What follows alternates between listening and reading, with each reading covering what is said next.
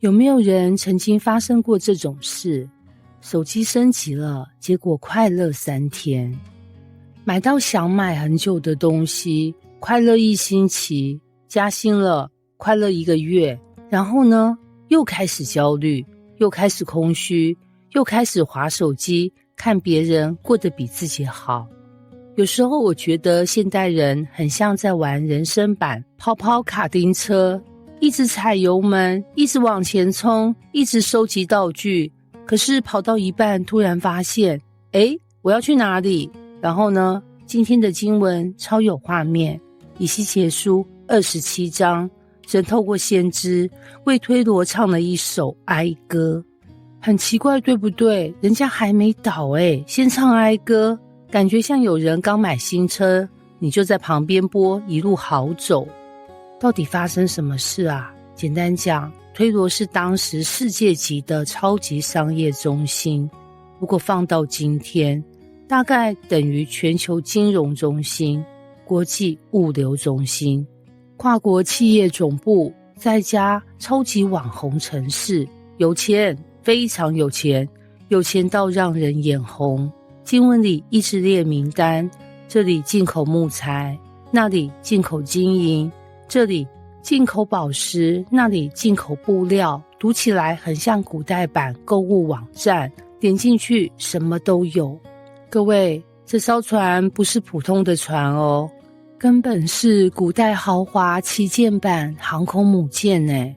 然後呢，神開始描述這艘船有多完美，木頭最好的，帆布最好的，工匠最好的，水手最好的，軍隊最好的，全部都是頂級配備耶，聽起來很棒，對不對啊？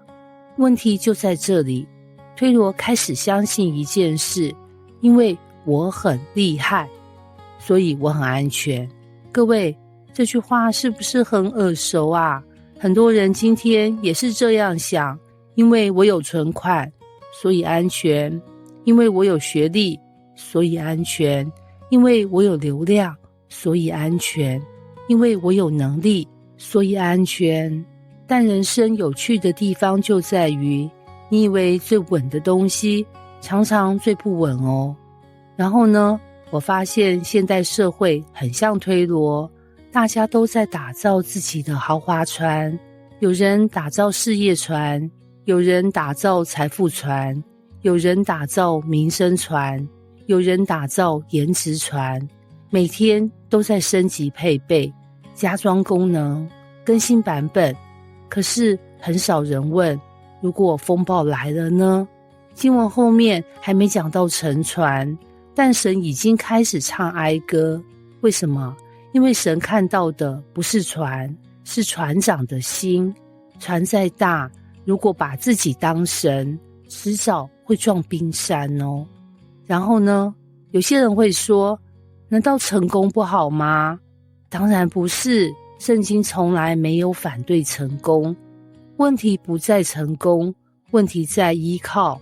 船本來是拿來航行的，不是拿來敬拜的。金錢本來是工具，不是主人。能力本來是恩賜，不是身份。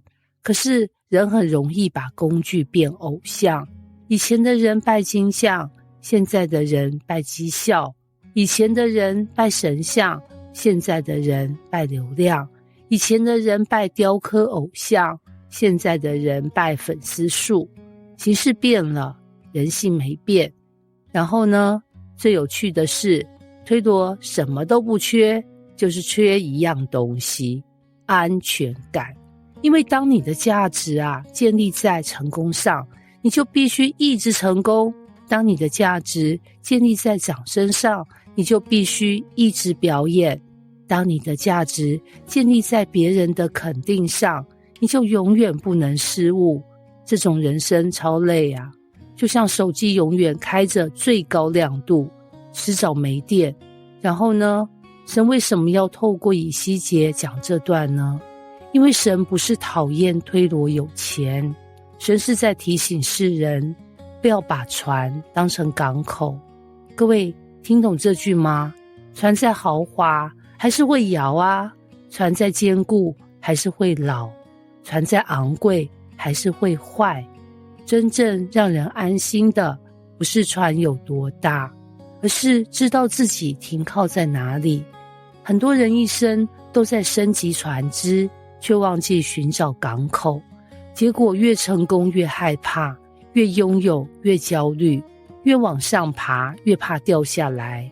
然後呢，這段經文給現代人最大的提醒就是，你可以努力，可以賺錢，可以追求卓越，甚至可以成為世界級人才，但千萬不要讓那些東西成為你的神，因為當風暴來的時候，真正拖住你的不是履歷表，不是存款數字，不是追蹤人數，而是那位掌管海洋的主。